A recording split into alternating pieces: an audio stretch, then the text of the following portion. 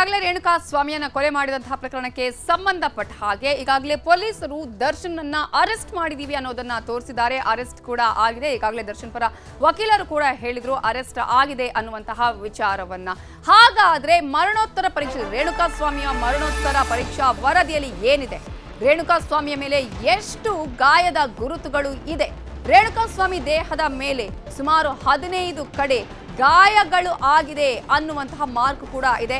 ಮರಣೋತ್ತರ ಪರೀಕ್ಷಾ ವರದಿಯಲ್ಲಿ ಬೆಚ್ಚಿ ಬೀಳಿಸುವ ಮಾಹಿತಿ ಲಭ್ಯ ಆಗಿದ್ದು ದರ್ಶನ್ ಅರೆಸ್ಟ್ ಆಗಿದ್ದಾರೆ. ಆದರೆ ಈ ಒಂದು ಅರೆಸ್ಟ್ ಆಗೋದಕ್ಕಿಂತ ಮುಂಚೆ ನಡೆದಂತಹ ಘಟನಾವಳಿಗಳು, ಅದೇ ರೀತಿಯಾಗಿ ಈ ಒಂದು ಪ್ರಕರಣದಲ್ಲಿ ರೇಣುಕಾ ಸ್ವಾಮಿನ ಯಾವ ರೀತಿಯಾಗಿ ಹಿಂಸೆ ಮಾಡಲಾಗಿತ್ತು, ಚಿತ್ರಹಿಂಸೆಯನ್ನು ಕೊಡಲಾಗಿತ್ತು, ಕ್ರೌರ್ಯವನ್ನ ಮೆರೆಯಲಾಗಿತ್ತು ಅನ್ನೋದಕ್ಕೆ ಮರಣೋತ್ತರ ಪರೀಕ್ಷಾ ವರದಿಯೇ ಸಾಕ್ಷಿ ಆಗಲಿದೆ. ಈಗಾಗಲೇ ಬಲವಾದ ವಸ್ತು, ಕಟ್ಟಿಗೆಯಿಂದ ಹಲ್ಲೆ ಆಗಿದೆ ಅನ್ನುವಂತಹ ಮಾಹಿತಿ ಕೂಡ ಸಿಕ್ಕಿರುವಂಥದ್ದು. ಇನ್ನು 2 ರಿಂದ 3 ದಿನದಲ್ಲೇ ಪೊಲೀಸರ ಕೈ ಸೇರಲಿದೆ ಪೋಸ್ಟ್ ಮಾರ್ಟಮ್ ರಿಪೋರ್ಟ್. ಈಗಾಗಲೇ ಮರಣೋತ್ತರ ಪರೀಕ್ಷೆಗಾಗಿ ಈಗಾಗಲೇ ಆತನನ್ನು ಕೂಡ ಆಸ್ಪತ್ರೆಗೆ ಆಗಲಿ ತೆಗೆದುಕೊಂಡು ಹೋಗಲಾಗಿತ್ತು.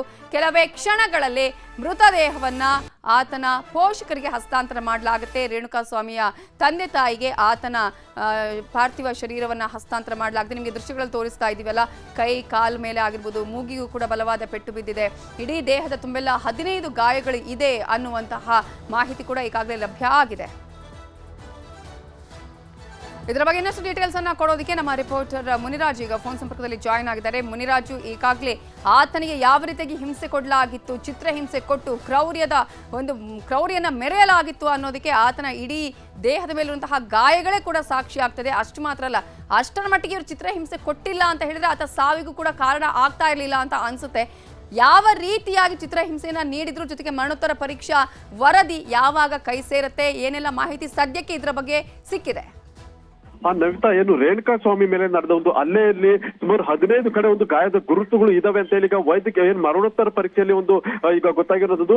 ಈಗಾಗಲೇ ಮರಣೋತ್ತರ ಪರೀಕ್ಷೆ ನಡೆಸಿದಂತಹ ಒಂದು ವಿಕ್ಟೋರಿಯಾ ಆಸ್ಪತ್ರೆ ವೈದ್ಯರು ಏನಿದ್ರೆ ಅವರೀಗ ಪೊಲೀಸರಿಗೂ ಕೂಡ ಈ ಬಗ್ಗೆ ಒಂದು ಮಾಹಿತಿಯನ್ನು ಕೊಟ್ಟಿದ್ರೆ, ರೇಣುಕಾ ಸ್ವಾಮಿ ದೇಹದ ಮೇಲೆ ಎಲ್ಲೆಲ್ಲಿ ಗಾಯಗಳಾಗಿದೆ ಮತ್ತೆ ಆ ಗಾಯದ ಸ್ವರೂಪ ಎಂತದ್ದು ಅನ್ನೋದ್ರ ಬಗ್ಗೆ ಪ್ರಾಥಮಿಕವಾಗಿ ಒಂದು ಮಾಹಿತಿಯನ್ನು ಕೊಟ್ಟಿರೋದು.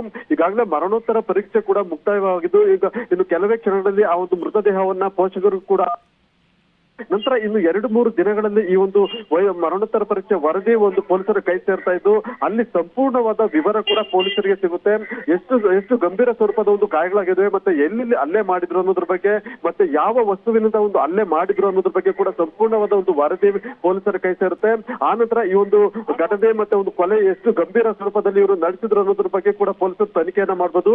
ಈಗಾಗಲೇ ಮರಣೋತ್ತರ ಪರೀಕ್ಷೆಗೆ ವಿಕ್ಟೋರಿಯಾ ಆಸ್ಪತ್ರೆಗೆ ರೇಣುಕಾ ಸ್ವಾಮಿ ಮೃತದೇಹವನ್ನು ಕೂಡ ರವಾನೆ ಮಾಡಿದ್ರು. ಅಲ್ಲಿನ ಒಂದು ಮರಣೋತ್ತರ ಪರೀಕ್ಷೆಗೂ ಮುನ್ನ ಮೃತದೇಹವನ್ನ ಪರಿಶೀಲನೆ ಮಾಡ್ತಾರೆ. ದೇಹದಲ್ಲಿ ಎಲ್ಲೆಲ್ಲಿ ಗಾಯಗಳಾಗಿದೆ ಮತ್ತೆ ಗಾಯದ ಸ್ವರೂಪ ಎಂತದ್ದು ಅನ್ನೋದ್ರ ಬಗ್ಗೆ ಕೂಡ ಅಲ್ಲ ಸರ್ ಇಲ್ಲ. ಓಕೆ, ಥ್ಯಾಂಕ್ ಯು ಮುನಿರಾಜು ಡೀಟೇಲ್ಸ್ಗೆ. ಈಗಾಗಲೇ ನೀವು ಗಮನಿಸ್ತಾ ಇದ್ದೀರಲ್ಲ, ಆತನ ಒಂದು ದೇಹದಲ್ಲಿ, ಮೃತದೇಹದಲ್ಲಿ, ರಸ್ತೆ ಪಕ್ಕ ಬಿದ್ದಿದ್ದ ಮೃತದೇಹದಲ್ಲಿ ಪರಿಶೀಲನೆ ಮಾಡಿದಾಗ 15ಕ್ಕಿಂತಲೂ ಹೆಚ್ಚು ಗಾಯದ ಗುರುತುಗಳು ಕೂಡ ಪತ್ತೆಯಾಗಿದೆ. ಜೊತೆಗೆ ಕೈ ಮೇಲೆಲ್ಲ ಸುಟ್ಟದ ಗಾಯಗಳು ಕೂಡ ಇದ್ದಿದ್ದನ್ನ ಗಮನಿಸಬಹುದು. ಕನ್ನಡಿಗರ ಮೆಚ್ಚಿನ ನಿಮ್ಮ ನ್ಯೂಸ್ 18 ಕನ್ನಡ ಈಗ ವಾಟ್ಸ್ಆಪ್ನಲ್ಲಿಯೂ ಲಭ್ಯ. ಕರ್ನಾಟಕ ಮತ್ತು ದೇಶ ವಿದೇಶದ 360 ಡಿಗ್ರಿ ಸುದ್ದಿ ವಿವರವನ್ನ ನೀವು ನಿಮ್ಮ ಕೈ ಬೆರಳುಗಳಲ್ಲಿಯೇ ಪಡೆಯೋದಿಕ್ಕೆ ಈ QR ಕೋಡ್ ಅನ್ನ ಸ್ಕ್ಯಾನ್ ಮಾಡಿ. ನಮ್ಮ ಚಾನೆಲ್ ಅನ್ನ ಫಾಲೋ ಮಾಡಿ, ನೋಟಿಫಿಕೇಶನ್ ಆನ್ ಮಾಡಿ.